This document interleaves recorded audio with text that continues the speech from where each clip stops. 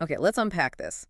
I want you to imagine, just for a second, trying to run a major metropolitan hospital with only 4 hours of electricity a day. Right. You've got surgical wards, neonatal incubators, refrigeration units holding critical vaccines, and for 20 hours out of every 24, the power grid is completely dead. Yeah, it sounds like something out of a disaster movie. It really does. But it's not a movie plot. That is the actual daily mechanical reality of life right now, exactly 90 miles off the coast of Florida. It's a profound systemic failure. And I think what makes it so critical for us to analyze today is that this isn't, the result of a hurricane or a natural Well, it was disaster. intentional. Exactly. It's the calculated outcome of a very specific geopolitical strategy. We're looking at a society that is operating under a state of near total economic paralysis. And, we spend a lot of time on this deep dive looking at global events from a high altitude, but today we are zooming all the way in. We're looking at the current U.S. strategy toward Cuba. Now, if you follow international relations, you probably know the broad strokes already. You know the history of embargoes, you've heard about sanctions, and you've probably seen those headlines about the United States turning the screws, so to speak. Right. But those terms can easily just turn into abstract background noise. Exactly. They don't capture the smell of diesel exhaust or, the reality of a completely collapsed supply chain. So we are going to bypass the diplomatic jargon today. Which is where our sources come in. Yes. We are relying on some incredibly detailed ground-level analysis from researchers Sabatini and Hansing. And the goal here is to understand the anatomy of this strategy, the assumptions behind it, and the highly unequal fallout it's producing on the ground. And I should add, the goal today isn't just to look at the mechanics of these sanctions. It's to uncover the surprisingly unequal consequences they have, and to really examine the political assumptions driving them. Right. And just a quick note for you listening, our sources today discuss the Trump administration's political strategies. We are going to remain strictly impartial here. We're reporting the administration's actions and the Cuban government's responses purely as factual context provided by the source material. Right, we aren't endorsing or condemning either side. We're just looking at the mechanics of the policy and its documented effects. Exactly. So let's start right there with the daily reality of that squeeze. Because the research details what an oil blockade actually looks like in practice. Yeah, it's far beyond just, not being able to fill up your car. Right. It means the foundational infrastructure of the entire country just freezes. It's like, well, think about it like someone pulling the plug on a refrigerator. That's a good way to put it. You can maybe keep the milk from spoiling for a few hours if you don't open the door, but eventually things go bad. Imagine trying to run a school or a factory with only 4 hours of power. And to understand the severity of that, you really have to look at how a national power grid functions. Walk us through that. Well, a grid requires a constant, uninterrupted flow of fuel to maintain its baseline electrical generation. Right. So when you successfully cut off the tankers, which is what the U.S. strategy does by sanctioning shipping companies that try to bring Venezuelan or other international crudes to the island, the central thermal power plants simply stop firing. They just shut down. Exactly. And then the entire country is forced to rely on these aging, really inefficient distributed diesel generators. Assuming they can even find the diesel to run them. Right, exactly, which is a huge if. And the cascading effects of that are just staggering. The research highlights that when fuel stops, the arteries of commerce just harden. You can't run the public transit buses. Which means the workforce physically cannot move. Right. You can't run tractors, so agricultural yields plummet. Right. And you can't transport whatever food you do manage to grow from the rural provinces into the cities. Which triggers an immediate and devastating shock to the food supply. When transportation costs multiply exponentially because fuel is only available on a scarce black market, those costs are passed directly to the consumer. Wow. Yeah, so you see food prices skyrocketing literally overnight. And at the same time, the island's primary economic engine stalls out completely. Tourism. Yeah, tourism. Because you cannot sustain a commercial tourism sector, you can't run a luxury resort or guarantee airport logistics without a reliable power grid. So the revenue stream dries up exactly when the population needs it most. And this brings us to the core logic of the U.S. strategy, which Sabatini and Hansing detail really clearly. The administration's playbook is maximum pressure. Right. The strategy is to turn the screws to create enough pressure and desperation that the Cuban government simply collapses under the weight of the public's frustration. But see, looking at the timeline, I have to challenge the basic premise here. If the goal is a collapse and the conditions are this genuinely horrific, 20-hour blackouts, no buses, insanely expensive food, why hasn't it happened? That is the million-dollar question. Right. Doesn't extreme external pressure usually just give authoritarian or highly centralized governments the perfect excuse to hunker down? That is the fundamental paradox of the squeeze strategy, and it's exactly what Sabatini and Hansing point out in their analysis. Right. The theoretical model in Washington assumes a direct correlation. You apply economic pain, the population reaches a breaking point, and the leadership fractures or is overthrown. But historically, that doesn't usually pan out. Exactly. It frequently misfires. Yeah. When things get desperate, the leadership doesn't crumble. They actually tighten their grip on power even harder. It makes me think of an architectural archway. Oh, interesting. And how so? Well, if you put external pressure on the top of a stone arch, it doesn't break the structure apart. The pressure actually forces all the individual stones to lock together more tightly. The weight makes the structure stronger. That is a highly accurate way to visualize it. When you impose a sweeping external threat, you essentially hand the centralized leadership a unifying narrative. Right, they can say, look what they're doing to us. Exactly. The crisis is no longer an internal failure of their own economic planning. It becomes a state of siege imposed by a foreign adversary. Which gives them cover. Right. The leadership can justify tighter security measures, they can centralize resource distribution even further, and rally the entire political apparatus around survival. They don't crumble, they consolidate. So if the archway is just getting stronger and the squeeze isn't working as intended, we really have to ask why the U.S. administration is so confident in this playbook. Yeah. It feels like they are running a play that was designed for a completely different game. They absolutely are. And the researchers identify exactly where that blueprint came from.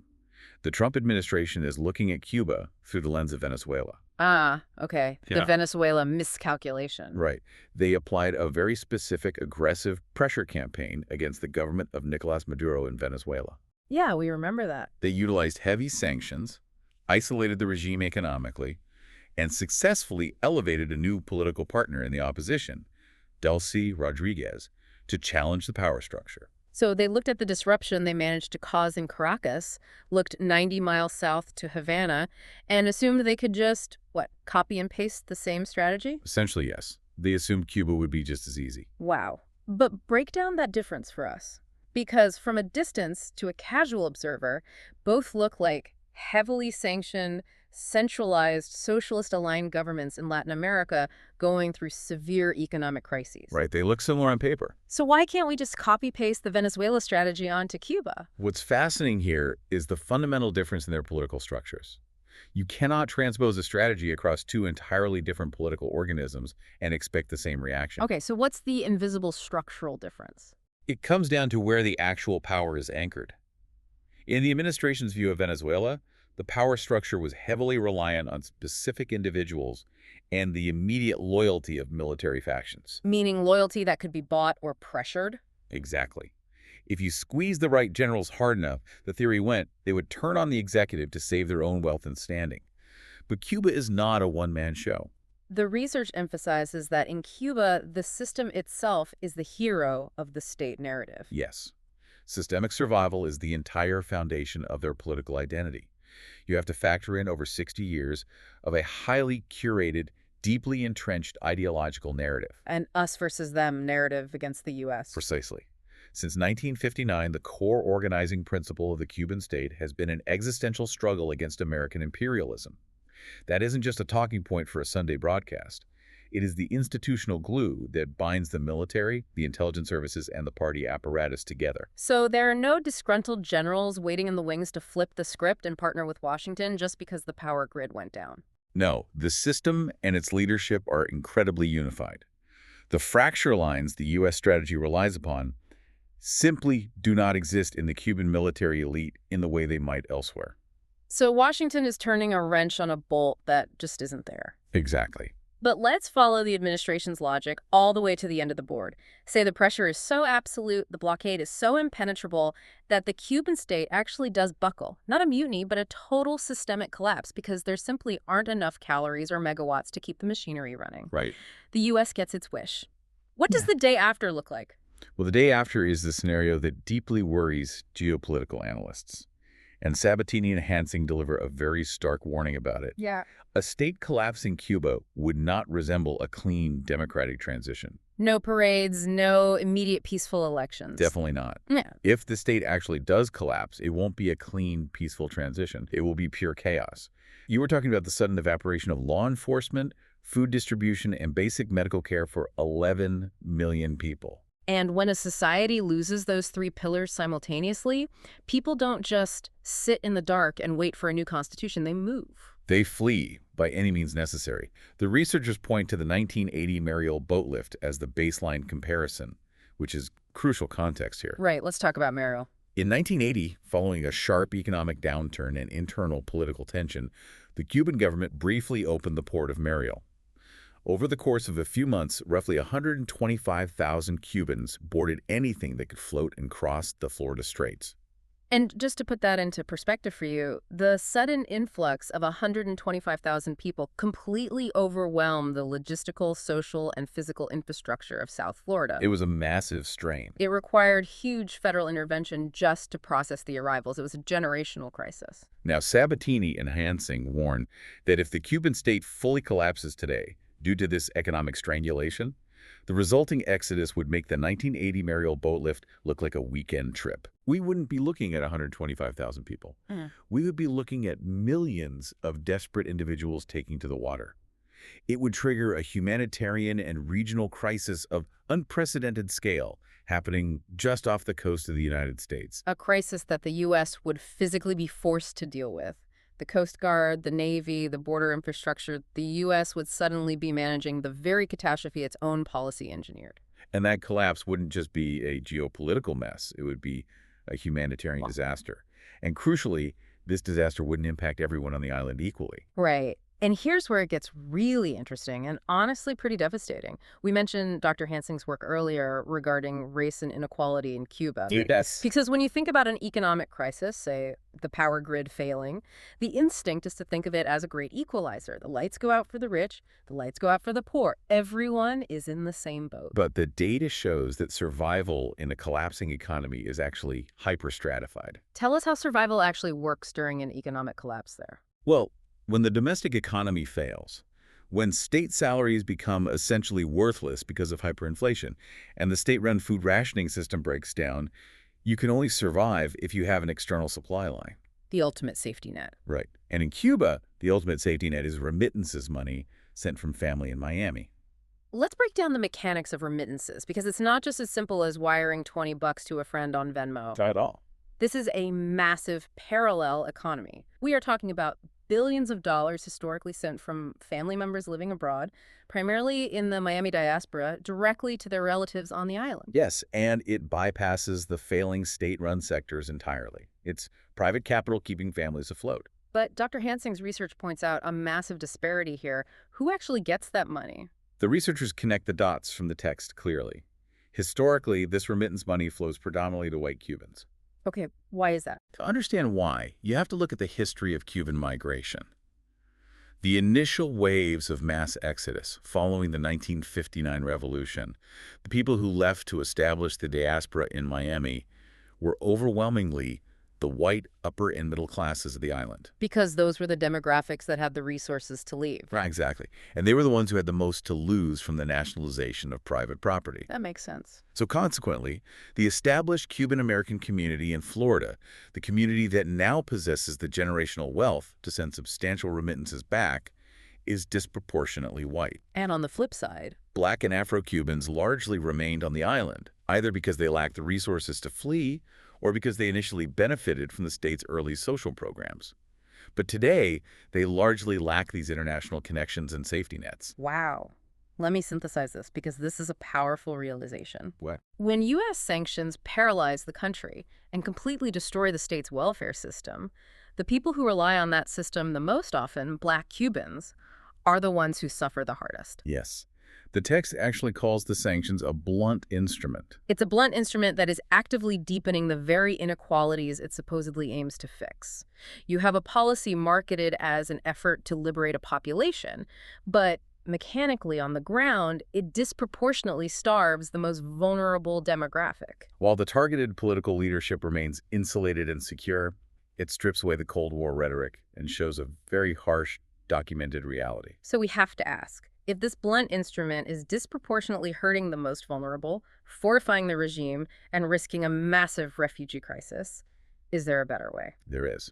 Sabatini and Hansing outline a very specific alternative framework. Okay, let's move to the alternative solutions they propose. What do they suggest? They advocate for what they term a softer landing. A softer landing.